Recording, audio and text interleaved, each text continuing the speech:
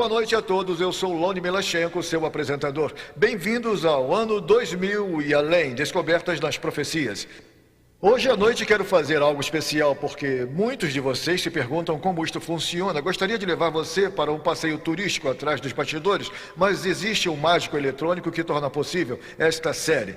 Neste momento, vamos pedir para que a câmera de televisão se volte para a sala de controle. Eu quero ver os tipos de computadores instalados, o pessoal que está trabalhando nas imagens. Agora você vê a mesa de edição, estamos nos dirigindo a Colin Mead, o produtor, e ali está o Bruce, bem ao lado da antena parabólica, os guardas de segurança e por todo este bonito campus da Academia Forest Lake. Queremos agradecer todos aqueles que contribuem para que você aprecie descobertas nas profecias. Vamos agradecê-los.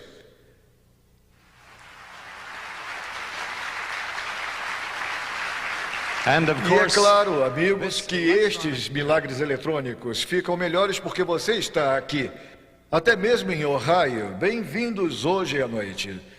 Nosso orador é Mark Finley, o diretor e orador do programa internacional Está Escrito. Muitas pessoas admiram Mark Finley e sua habilidade de pregar noite após noite. Eu quero lhes dizer, senhoras e senhores, ele não está usando um teletexto, ele não está usando um texto, ele não está usando anotações. O monitor aqui na frente apenas mostra o que está na tela. Deus deu a Mark Finley o dom do evangelismo muito parecido com o do apóstolo Paulo. Estamos sendo abençoados noite após noite porque a sua mensagem vem do seu coração, da sua mente e da sua Bíblia. Hoje à noite ele irá partilhar um segredo financeiro que o mundo desconhece. Mas antes do pastor Finley pregar, do mistério da música matinal, uma voz que é escutada por todo mundo, transmitida pelo programa Voz da Profecia, Sr. Steve Darmody irá cantar para nós, coroado com muitas coroas.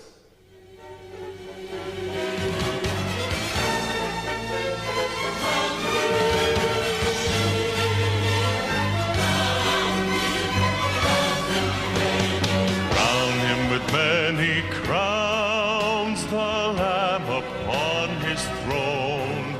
Hark how the heavenly anthems drown all music but its own.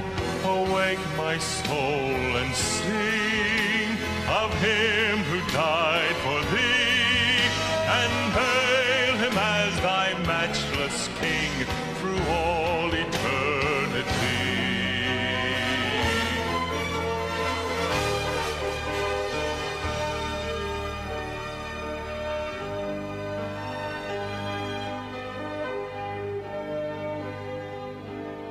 Crown him the Lord of love.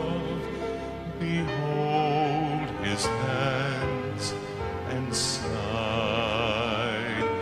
those wounds yet visible above, in beauty glorified.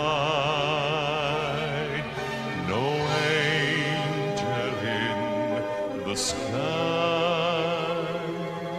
can fully bear that sight, but downward bends his wondering eye at mysteries so bright.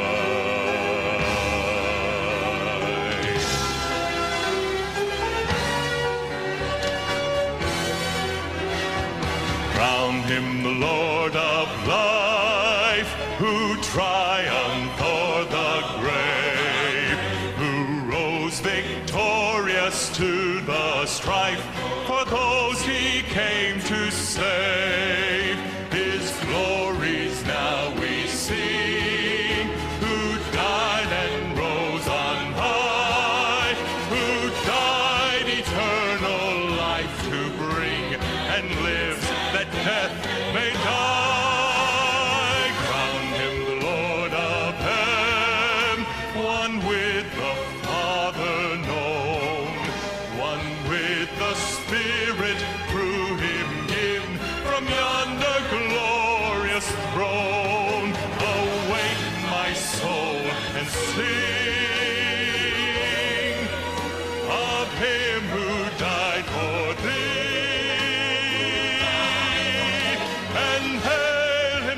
thy matchless King through all eternity.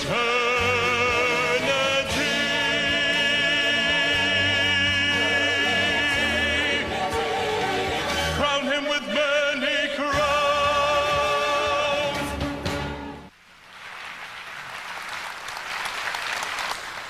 Esta última semana eu falei sobre alguns dos tópicos mais críticos do livro de Apocalipse.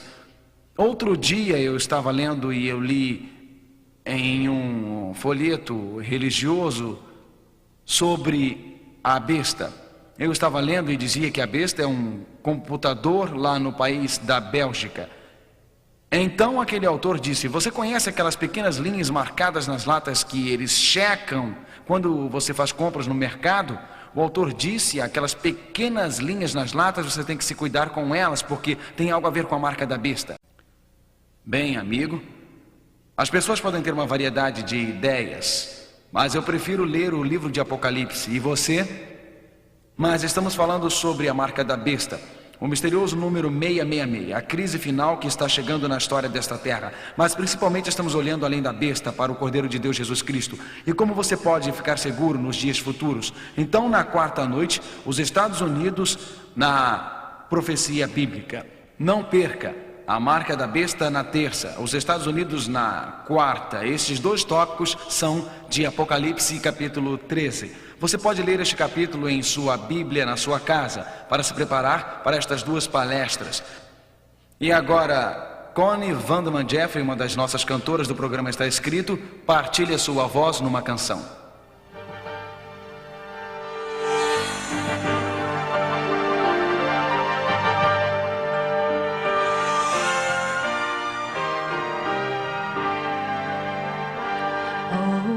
Shall I see Jesus and reign with him above, and shall hear the trumpet sound in that morning, and from the flowing fountain drink everlasting love, and shall hear the trumpet sound in that morning. Oh, shout glory, for I shall mount above the skies when I hear the trumpet sound in that morning.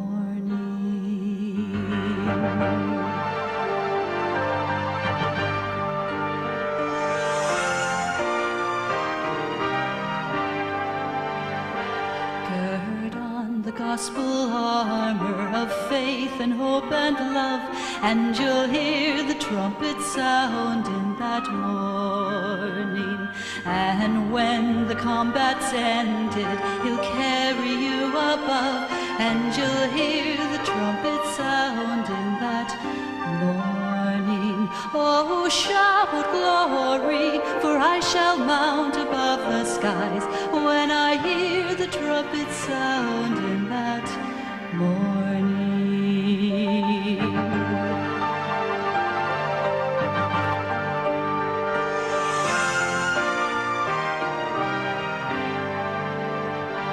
Our ears shall hear with transport the host of heaven sing, and shall hear the trumpet sound in that morning. Our tongue shall chant the glories of our immortal King, and shall hear the trumpet sound in that morning. Oh, shout glory, for I shall mount above the skies when I hear the trumpet sound in that morning. When I hear the trumpet sound in that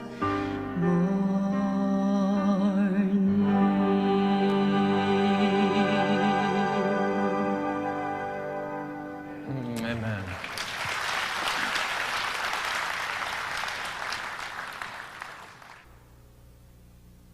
Hoje à noite, antes de abrirmos novamente a palavra de Deus, eu lhe convido a curvar sua cabeça e orar. Pai, não abriríamos a tua palavra sem curvar nossas cabeças e buscar a autoridade da palavra e o ministério do Espírito Santo para ajudar-nos a compreender que este encontro hoje à noite tenha consequências eternas em nossa vida, que possa ser noite de decisão para mais perto de Jesus. Em nome de Cristo, amém. O tópico desta noite é um segredo financeiro que o mundo desconhece. O plano financeiro mundial está se direcionando para sérias dívidas e falência. Uma olhada casual na economia mostra que a economia está em crise. Não só a economia dos Estados Unidos está em crise, mas a economia da maioria dos países do mundo ocidental está com algum problema sério. Agora, uma olhada casual na economia pode fazer você pensar que não temos problemas, mas um estudo mais profundo, entendendo o critério da dívida do consumidor, entendendo a grande dívida interna dos Estados Unidos e, se você olhar a Europa Oriental, inflação mundial desenfreada. Eu recordo quando fui pela primeira vez à antiga União Soviética. A moeda do país é rublo. Eram 27 rublos para $1. Hoje, a inflação cresceu tanto, 5 anos depois, que é cerca de 5.000 rublos para $1. Na Romênia, por exemplo, 5 anos atrás era 80 a 100 reais por $1. Hoje é 4.500 a 5.000 reais por $1. Você sabe que na República Siberiana são 27.000 dinares para $1. Você quase tem que andar com um carrinho de mão quando a inflação se torna desenfreada. Mesmo em países como a Alemanha Ocidental, antes existia muito pouco desemprego, mas hoje, com a união da Alemanha, a taxa de desemprego é cerca de 10% na Alemanha Ocidental e a taxa de desemprego na Alemanha Oriental chega a quase 20%. A economia mundial está realmente com problemas. Você olha, por exemplo, o fator inflacionário nos Estados Unidos, de 1960 a 1990. O fator inflacionário na América é o que chamamos de 4. Isso significa que os bens em custo médio são hoje 4 vezes mais caros do que eram em 1960. O seu salário subiu 4 vezes ou 400% nos últimos 30 anos. Isto significa que hoje você tem menos dinheiro para comprar as coisas. A economia se tornou o principal assunto político. Se você olhar a campanha política dos Estados Unidos neste momento, ou a campanha política da maioria dos países, um dos assuntos principais, com certeza, é a economia. Agora, se você pensa que a economia americana é muito boa, olha alguns números da dívida interna dos Estados Unidos em 1900. A dívida interna dos Estados Unidos era 1,2 bilhões. Isto significa que se cada pessoa pagasse $16, conseguiríamos liquidar a dívida. Em 1925, ela subiu para 20 bilhões. Em 1950, subiu para 256 bilhões. Em 75, 533 bilhões. Em outras palavras, em 75, se cada pessoa nos Estados Unidos pagasse $2.500, poderíamos ter liquidado a dívida. Olha o que aconteceu de 75 para 94. Nossa dívida interna em 1994 está acima de 4,6 trilhões. Eu sei que estamos em 96, mas estes são os números disponíveis mais recentes. Em 94, a dívida era de 4,6 trilhões. Isso significa que, porque o governo não tem nenhuma outra maneira de conseguir dinheiro, a não ser aumentando os impostos ou tirando de você, que se tivéssemos de pagar nossa dívida interna hoje à noite, isto significa que cada pessoa nos Estados Unidos teria de pagar $17.800. Significa que se você tem uma família de 5, você não sabia, mas está cerca de $75.000 a $80.000 endividado. Alguém disse, pastor Mark, eu vim aqui para ser encorajado, vou sair hoje à noite pensando que era financeiramente solvente. Você está enviando minha família para a casa de $75.000 a $80.000 endividada? Os juros pagos na nossa dívida interna são cerca de 20% de tudo que pagamos como uma nação. Na verdade, muitos escritores, pensadores, sociólogos e financistas estão realmente preocupados, porque se você tem uma dívida enorme, algum dia terá que pagar. Howard Huff escreveu um livro chamado Como Prosperar durante a chegada da recessão. Ele disse isto: o propósito deste livro é lhe persuadir de que os Estados Unidos está para entrar no maior período de teste desde a Guerra Civil. Ele continua: inflação espiral leva à depressão, que será lembrada com estremecimento por gerações. O livro de Howard Huff, Como Prosperar durante a Chegada da Recessão, diz: Ninguém sabe exatamente onde é o limite, mas está chegando e breve a América está realmente na margem. E também o resto do mundo, porque quando espirramos, o resto do mundo pega pneumonia. Se os Estados Unidos da América negligenciar a sua dívida, ou qualquer outro país ocidental, você vê a Alemanha enfrentando alguns desafios hoje à noite. Você pega alguns países da Europa que estavam estáveis, ou pega o Japão, que não tinha recessão há décadas. Se algum dos países ocidentais tiverem sérias dificuldades financeiras por causa do acordo comercial, por causa da inter-relação financeira global, isto poderia lançar o mundo em uma séria depressão econômica. Muitos livros estão sendo escritos sobre a crise dos investimentos. Isto é, o que fazer com sua renda e como investi-la se tivermos tempos árduos e difíceis à frente. O livro Depois da Queda é um livro sobre como sobreviver, falando sobre vários métodos de investimento para subsistir. A Bolsa de Valores tem recentemente flutuado dramaticamente, de cotações altas a cotações baixas. É difícil predizer o que vai acontecer de uma semana para outra ou de um mês para outro. Está muito difícil de avaliar. Na verdade, Norman Cousins disse isto, comentando nossa economia.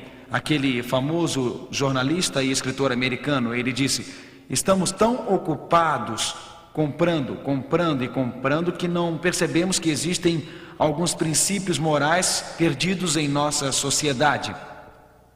Ele diz: continuamos gastando e aumentando nossa dívida interna e aumentando nossa dívida pessoal. Ele disse: talvez o problema é que existem parafusos morais folgados em nossa sociedade. Alguns tijolos estão rachando, que a fundação está desmoronando e que estamos investindo nosso dinheiro nos lugares errados. Talvez este seja o problema, que estamos investindo nosso dinheiro nas coisas erradas.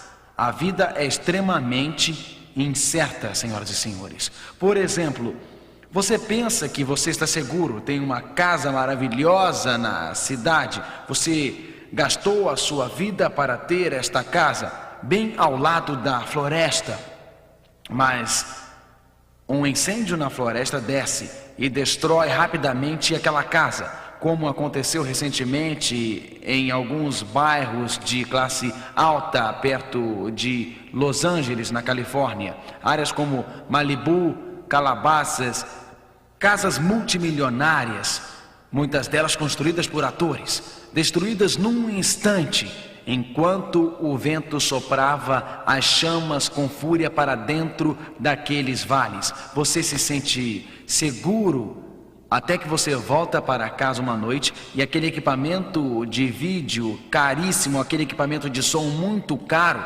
fora realmente roubado.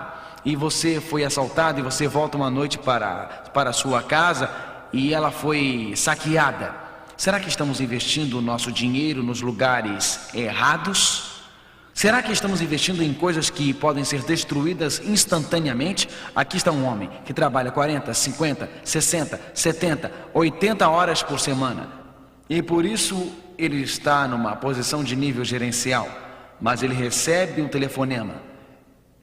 Ele acaba de tornar redundante. Para alguém que está crescendo dentro da corporação, ele dedicou a sua vida para algo e acabou. Dívida pessoal está mais alta do que nunca. Investimentos em coisas e nossos cartões de crédito estão estourados, mesmo com as taxas de juros nos matando nas compras a prazo. Você sabia que endividamento pessoal não é dívida interna? Isto não é quanto o governo possui, mas endividamento pessoal nos Estados Unidos totaliza 810 bilhões de dólares. Somos uma sociedade que está mergulhada no vermelho. Somos uma sociedade que está profundamente e seriamente endividada. E esta dívida está nos estressando.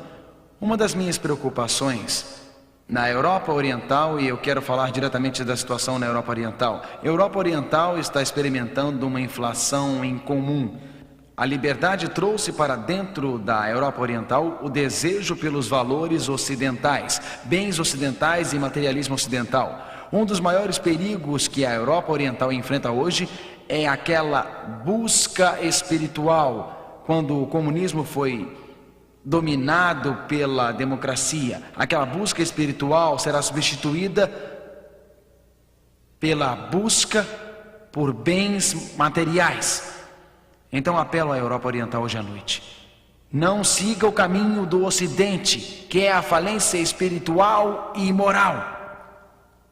Existe algo sobre o consumo de bens que não encontra as necessidades da alma.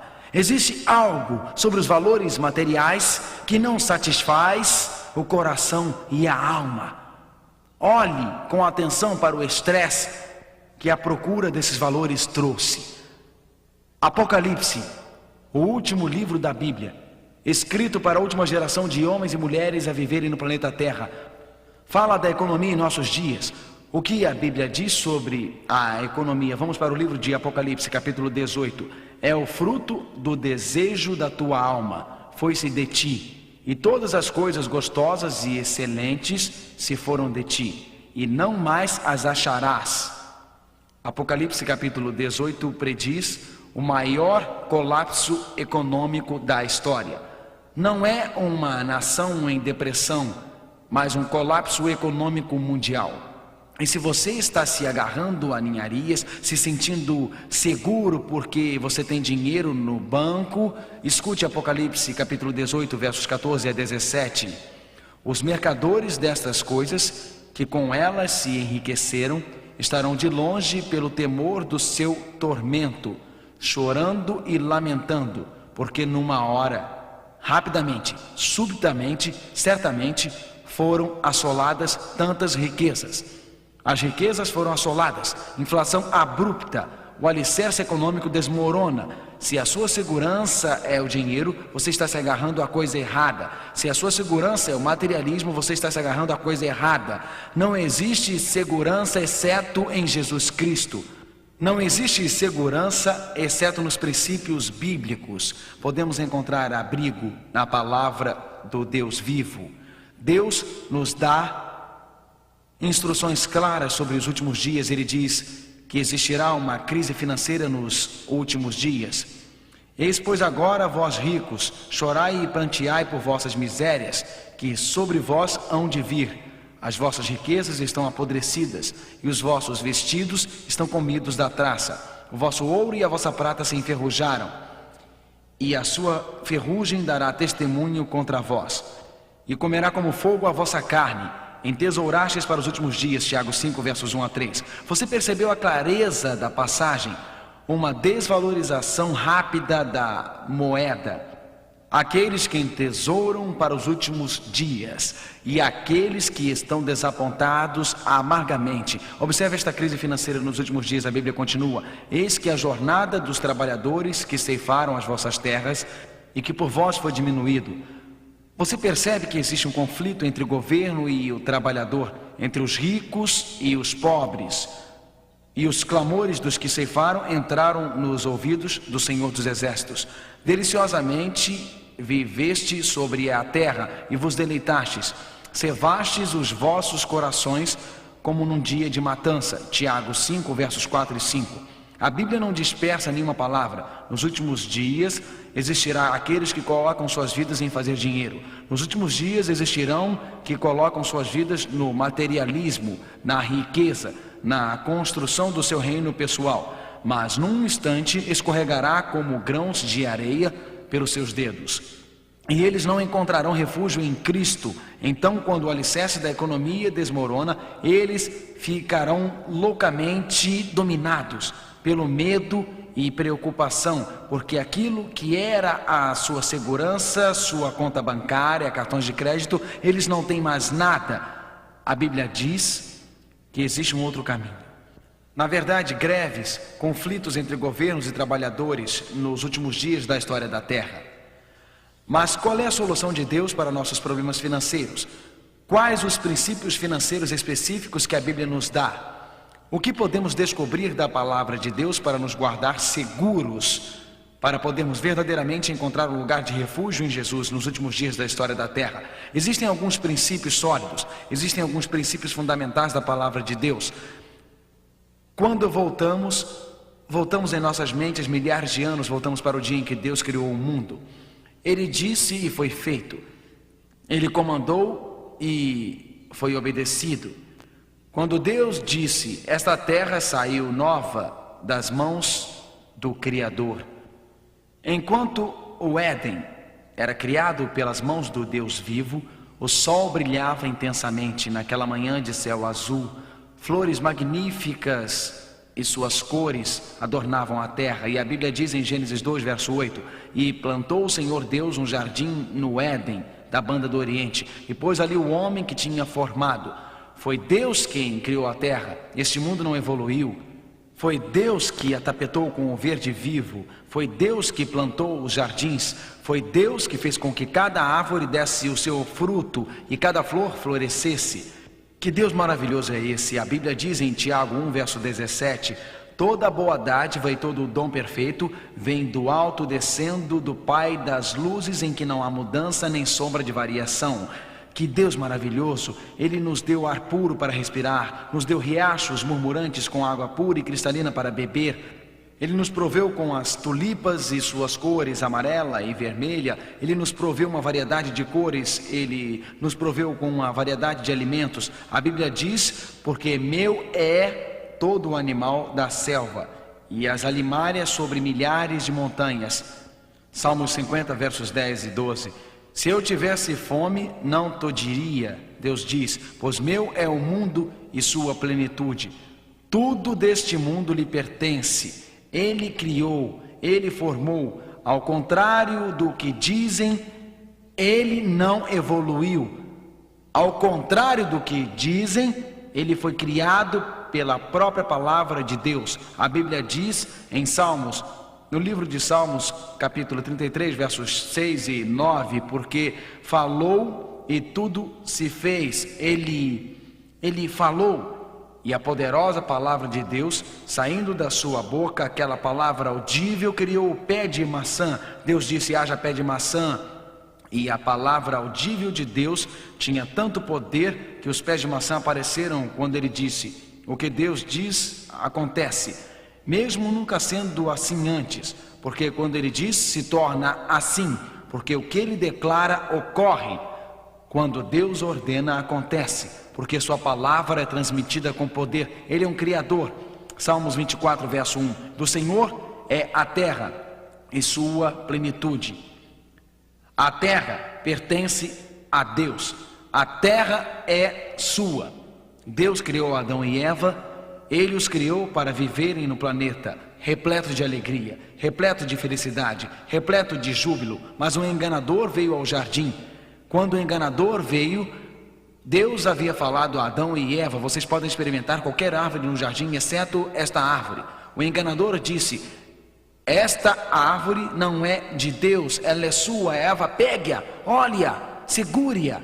O primeiro pecado começou com Eva escutando o diabo e escutando a sua mentira, que o egocentrismo traz prazer, que o egocentrismo traz alegria. O maior engano de Satanás foi: Eva, coma, você entrará numa esfera maior de existência.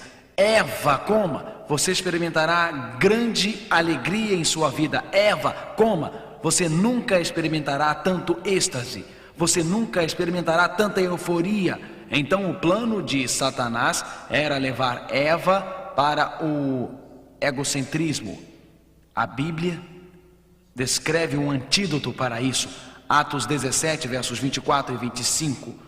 O Deus que fez o mundo, quem fez o mundo? Quem? Deus fez. Dá a todos a vida e a respiração e todas as coisas. Deus não apenas nos criou, mas Deus nos sustém.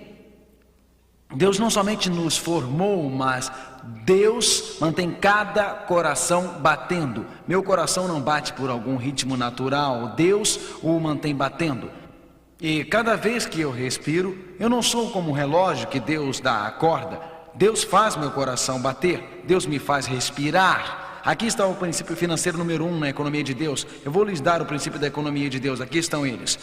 Número 1, visto que Deus me criou e sustém minha vida, tudo o que eu tenho é realmente dele. Veja só, você pediu para existir, e se você fosse nada? E se você fosse um mosquito? Voando num pé de maçã e alguma coisa te morde? Agora não me interprete mal e diga que isto é reencarnação. Eu não estou falando nada disso, e você sabe. Mas se você não existisse, ok? Se você nunca existisse, você não se autocriou, porque você está aqui. E se você fosse nada, um zero no imenso universo, foi a vontade de Deus que trouxe você à existência. Você foi concebido na mente de Deus antes de ser concebido no útero de sua mãe. A Bíblia diz, visto que Deus me criou, aqui está um princípio bíblico, e sustém minha vida, tudo o que eu tenho é na verdade dele. Tudo o que eu possuo é na verdade dele. Deus me criou, Deus criou o mundo, e Deus me dá toda a habilidade para fazer a riqueza que eu tenho. Deuteronômio 8, verso 18. Antes te lembrarás do Senhor teu Deus, que Ele é o que te dá força para adquirires poder. Deus me criou, Deus sustém minha vida, Deus abriu portas de oportunidade para empregos para mim. Tudo o que eu tenho financeiramente vem das mãos de um Criador amoroso que quer me prover, que suprirá todas as minhas necessidades, e Deus que me dá o poder e oportunidade de ficar rico. Por todo o Velho Testamento, os heróis de Deus do Velho Testamento reconhecem que este é um caminho interessante. O profeta Ageu no capítulo 2, verso 8 diz, leiam comigo, minha é a prata e meu é o ouro, disse o Senhor dos Exércitos. Em outras palavras, Deus criou, Deus sustém nossa vida e Deus nos dá a habilidade de enriquecer. Abraão compreendeu que ele foi criado por Deus, que sua vida era sustentada por Deus e que tudo que possuía e qualquer vitória de seu exército vieram como resultado de um presente de Deus. Quando Abraão atacava os exércitos inimigos e quando eles eram derrotados, Abraão trazia de volta alguns presos e os dividia. Na verdade, a Bíblia diz que Abraão veio a Melquisedeque, o sacerdote. Vamos ler em Gênesis 14, versos 19 e 20. Bendito seja Abraão do Deus Altíssimo, o possuidor dos céus e da terra. Note que Abraão reconhece que Deus é o Criador, o possuidor do céu e da terra. E bendito seja o Deus Altíssimo, que entregou os teus inimigos nas tuas mãos. E Abraão deu-lhe Melquisedeque o dízimo de tudo. O princípio do dízimo foi estabelecido no começo do período bíblico. Ele foi estabelecido voltando aos dias de Abraão. Abraão separou o dízimo. A palavra dízimo significa 10%, como reconhecimento que Deus me criou, como reconhecimento que Deus sustém minha vida, como reconhecimento que tudo que eu tenho é de Deus. Ele fez a separação. Vamos para...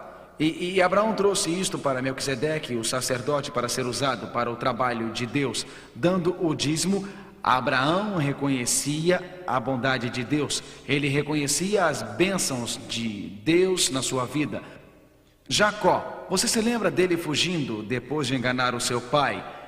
Chegou uma hora em sua vida que ele também disse a Deus, eu reconheço tua bondade.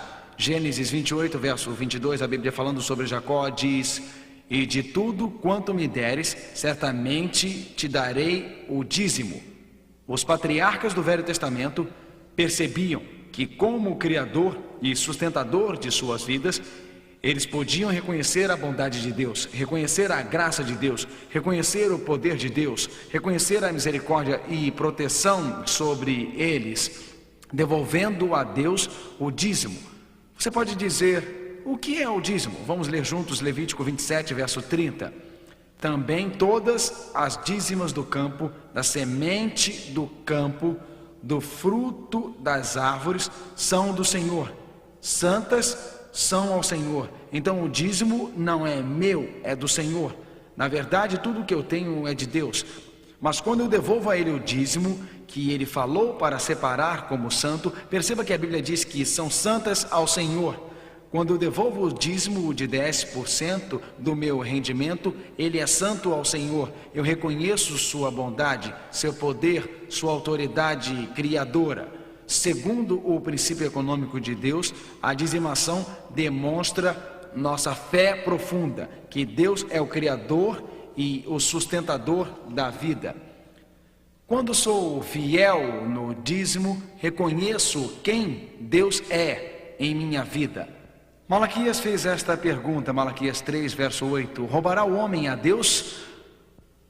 Você poderia pensar que uma pessoa teria de ser má se recolhêssemos oferta hoje à noite. Não vamos fazer isto hoje porque já fizemos no sábado à noite. Se fizéssemos, você pensaria que a pessoa era um mau caráter? Se quando as salvas da oferta passassem, em vez de colocar, ela tirasse 50 ou 100 dólares ou 200. Eu recordo uma vez estávamos numa grande cidade tendo conferência.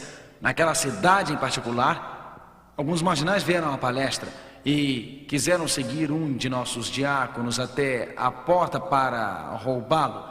Eu fiquei agradecido que o diácono era bem grande, mas os seus anjos eram maiores. Ele virou e eles correram rua abaixo rapidamente. Você tem que tomar cuidado com os seus diáconos, porque todos eles têm anjos da guarda. Bom, veja que você pensaria mal de uma pessoa que roubasse as ofertas. A Bíblia diz: roubarás o homem a Deus? Então os israelitas perguntaram, Malaquias 3, verso 8: em que te roubamos? Mas você diz: de que forma? E Deus diz: nos dízimos e nas ofertas alcançadas. Note que Deus faz uma distinção entre dízimo e oferta. Dízimo, de acordo com a Bíblia, é santo ao Senhor. 10% que reconhecemos Deus como dono de tudo que temos. Ofertas são de boa vontade, que desejamos dar ao Senhor. Observe a promessa. A Bíblia diz: trazei todos os dízimos à casa do tesouro. Em outras palavras, não guarde em casa, trazei para minha casa, diz o Senhor, para que haja mantimentos na minha casa. E depois fazei prova de mim, diz o Senhor dos Exércitos.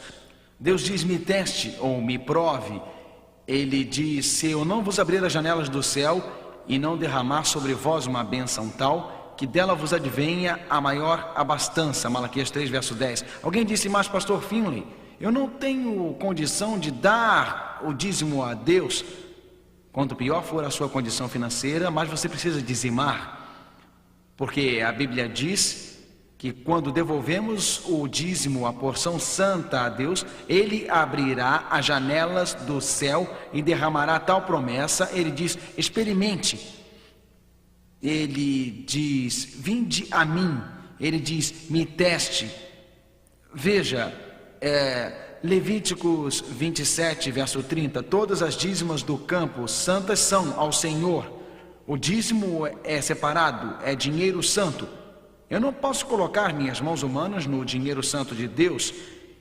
E quanto pior eu estiver, mais eu devo desejar. Quanto mais dívidas eu tenho, seguir o plano econômico de Deus e assistir Deus fazer milagres. William Colgate, do grande Colgate Palmolive, ele começou um negócio e disse: Deus, eu tenho que ser fiel a ti, e começar a dizimar. Deus o abençoou. John D. Rockefeller, conhecido como dizimista, Henry John Heinz, do ketchup Heinz, começou dando dízimo. A história de James Cash Penney é uma história surpreendente. Ele começou um negócio. Quando o negócio começou, seu negócio estava indo mal. Ele teve um colapso físico. Ele ficou num sanatório recuperando a sua saúde. Andando por um corredor daquele pequeno centro de reabilitação da saúde, ouviu um som de órgão, alguém estava tocando. James Cash Penney entrou na sala, curvou sua cabeça e disse: Senhor, estou lhe entregando minha vida. Ele estava convencido que mesmo endividado e pobre, ele deveria começar a devolver o dízimo a Deus. Ele fez isto.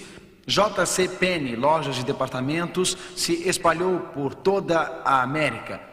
Veja, R.L. Letourneau, ele decidiu dizimar e Deus o abençoou ricamente. Tanto James Kraft, do queijo, ou Milton Hershey, do chocolate Hershey. Decisões básicas no começo do negócio, que temos de ser fiéis a Deus e seguir o princípio do dízimo. Aqui diz em Malaquias 3, verso 11 diz: e por causa de vós repreenderei o devorador, para que não vos consuma o fruto da terra, e a vide no campo vos não será estéril, diz o Senhor dos Exércitos. Alguém diz: Marco, espere um pouco. Existem pessoas que são fiéis a Deus e fiéis no dízimo e têm problemas financeiros. Por quê? Esta promessa pode não se cumprir? Você leu a história sobre João, o fazendeiro, lá do Centro-Oeste? História verdadeira? Você sabe que é verdade, senão eu não contaria. Gafanhotos vindos do Centro-Oeste pelos campos de Nebraska e Kansas, os gafanhotos vieram e comeram toda a folha de trigo e grama na primeira fazenda. Foram para a segunda fazenda e comeram toda a folha de trigo e grama na segunda fazenda. E na terceira fazenda eles destruíram toda a área. Terrível prejuízo pelos gafanhotos. Estes gafanhotos atacavam a colheita. Eles chegaram à fazenda do senhor João. Ele era um fiel dizimista. Ele disse: Senhor, tu disseste para ser fiel e tu protegerias minha fazenda. Pare estes gafanhotos. Eles chegaram ao portão e entraram e comeram toda a plantação. João estava assombrado. Ele disse: mas eu era fiel no dízimo. Ele se ajoelhou e conversou com o Senhor sobre isto. Alguns de seus vizinhos ateus vieram e disseram: João, você é fiel e eles comeram sua fazenda tanto quanto a nossa. Explique isto.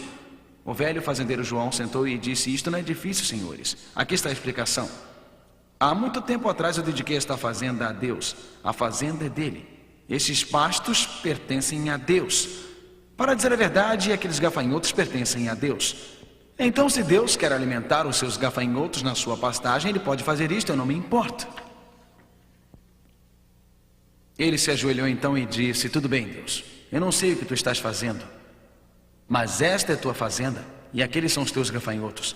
Eu acredito que, embora exista um contratempo temporário e um contratempo financeiro temporário, Deus, eu acredito no fim de contas, em Filipenses 4, verso 19, o meu Deus, segundo as suas riquezas, suprirá todas as necessidades em glória por Jesus Cristo. E disse: Deus, eu acredito no que Davi disse nos Salmos: fui moço e agora sou velho, mas nunca vi desamparado o justo, nem a sua descendência mendigar o pão. E João começou sua fazenda outra vez, e miraculosamente ele foi melhor na segunda vez do que na primeira. Você pode sofrer um contratempo financeiro temporário, mas preste atenção: a razão de devolvermos o dízimo a Deus não é porque seremos muito abençoados financeiramente, ainda que muitas vezes este é o resultado, mas a razão de fazermos é porque, quer que sejamos abençoados financeiramente ou não, Deus é nosso Criador, é nosso sustentador, e graciosamente respondemos ao seu amor, retornando o nosso dízimo e deixando resultados com Deus. E mesmo que exista contratempos financeiros temporários, Deus faz o que é devido no fim de contas. Podemos confiar seguramente nele. Provérbios 3, verso 9 e 10, que promessa: honra o Senhor com a tua fazenda e com as primícias de toda a tua renda, e se encherão os teus celeiros abundantemente, e transbordarão de mosto os teus lugares. Que promessa! Eu confio em Deus, amigo. Honra ao Senhor com a tua fazenda, com as primícias de toda a tua renda, e se encherão os teus celeiros abundantemente, e transbordarão de mosto os teus lugares. O próprio Deus diz isto. O terceiro princípio econômico de Deus, dando com o motivo certo, abre nossos corações para receber bênçãos espirituais e materiais de Deus. Isto é um princípio econômico. Se você abre o seu coração a Deus e você dá sem querer nada em retorno, mas se você é fiel em separar 10%, isto abre o seu coração para receber bênçãos espirituais, porque egocentrismo é o centro do pecado no universo, e abre o seu coração para receber bênçãos materiais de Deus. Eu recordo que eu estava na igreja um dia e tinha falado sobre o dízimo. O princípio de abrir o seu coração a Deus. E um homem veio falar comigo, dava para ver que ele estava nervoso. As veias no seu pescoço estavam alteradas, altas, isto é, a fumaça saindo do seu nariz, o rosto vermelho. Não tinha fumaça saindo do nariz, mas quase, ele estava realmente nervoso. Ele veio ao meu escritório e tirou do seu bolso uma folha de contas como esta E ele disse: pastor, você acabou de falar sobre o dízimo. Ele disse: eu tenho esta conta, e continuava tirando contas, um total de $280 em contas. Então disse: aqui está meu salário, isso foi algum tempo atrás, é $250 por semana. Agora, pastor, você me diga, como eu vou pagar minhas contas de 280 por semana e ser fiel a Deus e ao dízimo e tirar o dízimo de um cheque de $250? Pastor, você me diga como fazer isto. Eu disse: bem, João, existe uma coisa que está óbvia. Você está $30 no vermelho toda semana, não é? Ele disse: é, pastor, eu estou $30 no vermelho, me diga como fazer. Eu disse: eu tenho uma pergunta. E eu digo: mas eu tenho uma pergunta. Os seus métodos de economia estão lhe tirando das dívidas? Ele balançou a cabeça: sabe que não, pastor, você viu as contas, você está cheio de dívidas, seguindo o seu caminho, porque você não experimenta o caminho de Deus e vê se melhora. E ele disse: pastor, você respondeu minha pergunta. Deus realmente diz: seja fiel no dízimo quando buscamos primeiro a Deus. Ele nos concede bênçãos extraordinárias, mas o dízimo deve ser devolvido com o motivo certo. Na verdade, você recorda que Jesus falou também sobre o dízimo. Ele disse: ai de vós, escribas e fariseus hipócritas, porque dizimais a hortelã, o endro e o cominho, pequenas ervas, e desprezai o mais importante da lei, o juízo, a misericórdia e a fé. Deveis, porém, fazer estas coisas e não omitir aquelas. Mateus 23, verso 23. Aqui está o endossamento do dízimo no Novo Testamento. Jesus diz: deveis, porém, fazer estas coisas. Então Jesus diz: e não omitir aquelas. Em outras palavras, tenha um coração cheio de misericórdia, de graça, de amor a Deus e seja fiel no seu dízimo. Jesus disse: misericórdia e fé e compromisso são a essência da vida cristã. Mas ele disse: quando você tem esta misericórdia e graça, elas te levarão a reconhecer Deus como Criador, através da fidelidade ao princípio do dízimo. Esta é a economia de Deus. Quarto princípio: a doação nos capacita a ter uma satisfação mais profunda do avanço da obra de Deus. Você sabe, quando somos fiéis e trazemos os dízimos para Deus, e quando isto ocorre, o dízimo é separado especificamente para a pregação do Evangelho. Quando damos nosso dízimo a Deus e devolvemos a porção santa a Ele, quando somos fiéis separando o dízimo e fazemos aquele cheque, Deus o abençoa imensamente. Ele vai ao redor do mundo pregando o Evangelho e escutamos as histórias vindo de vários países do mundo. Somos parte disto. É uma família mundial e juntos participamos com Deus, e Deus dá a oportunidade de participarmos. Toda vez que minha esposa e eu recebemos nosso salário cada mês e separamos primeiro os 10%, ficamos contentes de saber que estamos ajudando o Evangelho chegar até a África, ajudando a ir por toda a América do Sul e Central, estamos ajudando a ir à Europa, estamos ajudando a ir aos antigos países comunistas, que estamos participando juntos com Cristo neste movimento final. Esta é a economia de Deus. A economia de Deus irá investir seu coração em outra coisa. A economia de Deus é quem tem seu coração. Quinto princípio, a economia de Deus: não existe motivação maior para dar do que a cruz. Como posso me esconder de Deus? Deus me criou, Deus me redimiu, Deus sustém minha vida e Ele deu Jesus Cristo na cruz. Se deu Jesus com pregos em suas mãos, com uma coroa de espinhos sobre sua cabeça, se Deus deu o melhor presente celestial, como posso omitir alguma coisa? Como posso esconder alguma coisa dele? Os princípios econômicos de Deus são claros. A cruz diz: dê o seu melhor para mim. Sexto princípio: sacrificando-se pela causa de Deus, nos ensina uma profunda lição da verdade. Perceba que quando devolvo fielmente meu dízimo a Deus, quando não tenho o suficiente e digo: Deus, parece que eu não vou conseguir este mês, Quando busco primeiro, Mateus 6, verso 33, a Bíblia diz: mas buscai primeiro o reino de Deus e a sua justiça, e todas estas coisas vos serão acrescentadas. Eu não tenho o suficiente, estamos economicamente mal, não sabemos como iremos pagar as contas, mas dizemos: Deus, vou ser fiel no dízimo. O que acontece? Fé não é fé a não ser que seja fé, e fé nunca é fé se for uma visão. E visão e fé são duas coisas muito diferentes. Quando eu sou fiel a Deus no dízimo e fico de joelhos e digo: não sei o que vai acontecer, mas tu me convidaste a separar 10% da minha renda, meu aumento para teu reino e tua causa. E Deus, tu me disseste que 9 é mais do que 10. No sistema do mundo, 10 é mais do que 9. No sistema de Deus, 9 é mais do que 10. 90% com Deus irá mais longe do que 100% sem Deus. É preciso fé, amigo. É preciso fé.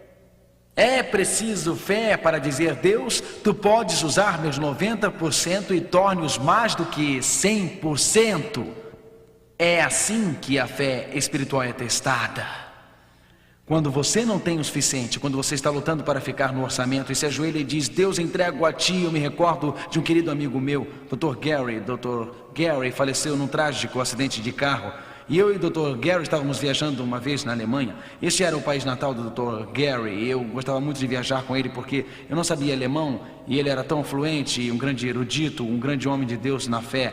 Ele me contou uma história. Disse: Mark, após a Segunda Guerra Mundial, nossa família tinha muito pouco e lutávamos por alimento. Eu e meu irmão Kurt e meus pais, ele disse, meus pais realmente acreditavam na oração. Eles foram fiéis por toda a vida, devolvendo a Deus o dízimo. Após a Segunda Guerra Mundial, nos ajoelhamos como uma família, meu pai e minha mãe, meu irmão e eu, e nossa família se ajoelhou e ele continuou: eu nunca tinha passado fome antes. E ele disse: eu estava com tanta fome, foi após o tempo da guerra, existia muito pouco, as cidades alemãs estavam destruídas. E ele disse: Senhor, tu prometestes prover nossas necessidades, fomos fiéis a ti no dízimo, Senhor, vamos continuar sendo fiéis no dízimo mesmo se não proverdes nossas necessidades, porque acreditamos que tu pediste para fazermos isto e talvez estejas apenas testando nossa fé. Ele disse: após orarmos, eles se levantaram e foram à porta, e uma senhora que eles não conheciam, andando na rua com um pacote de compras, disse: eu fui pressionado a trazer esse pacote de compras para vocês. Meu amigo, se você se baseia na visão, me escute com cuidado. Você nega a Deus a oportunidade de fazer um milagre em sua vida. Você restringe e impede Deus de fazer milagres. Se você se baseia na fé e vive em harmonia com os princípios bíblicos, você permite que Deus faça um milagre em sua vida. Então aqui está a economia de Deus. A questão principal é: onde estão os seus sentimentos? Deus não precisa do nosso dinheiro, Deus quer nosso coração, mas Ele nos testa para ver onde nossos sentimentos estão. Você lembra?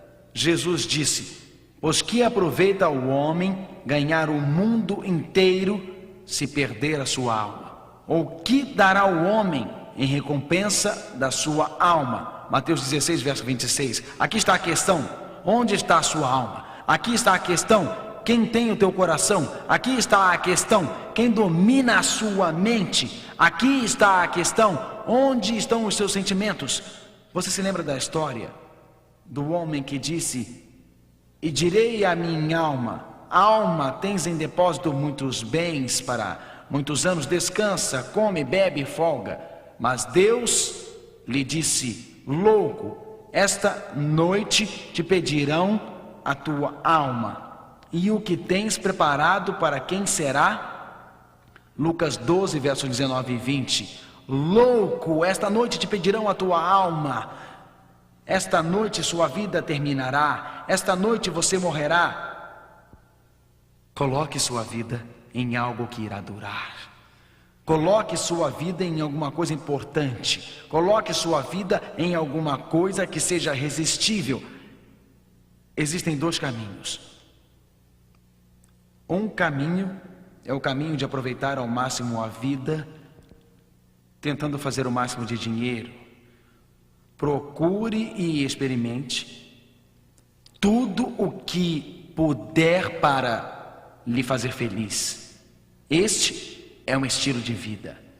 É um estilo de vida ganancioso, um estilo de vida tentando obter êxito, e algumas pessoas são levadas, elas são motivadas, e isto se torna o centro de suas vidas.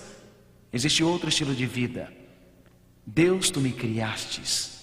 Deus, tu me sustentas. Deus, tu enviaste Jesus Cristo para morrer na cruz por mim. Deus, tudo que eu tenho, meus bens materiais são teus. Eu reconheço isto semanalmente ou mensalmente, devolvendo a ti o dízimo. Deus, eu quero que saibas que os sentimentos do meu coração são todos teus.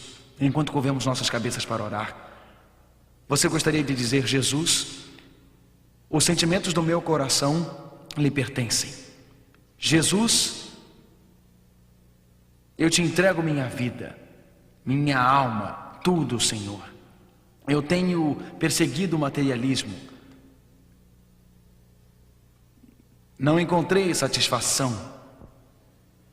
Perseguindo um coelho que não agarrarei. Mas, Senhor, na crise de Apocalipse, quando a economia se desintegra, eu quero me refugiar em Jesus. Na crise de Apocalipse, quando a economia se desintegra, eu quero estar seguindo a Jesus. Na crise de Apocalipse, quando a minha vida se desintegrar, eu quero estar seguro em Jesus. Antes de orarmos, escute o hino.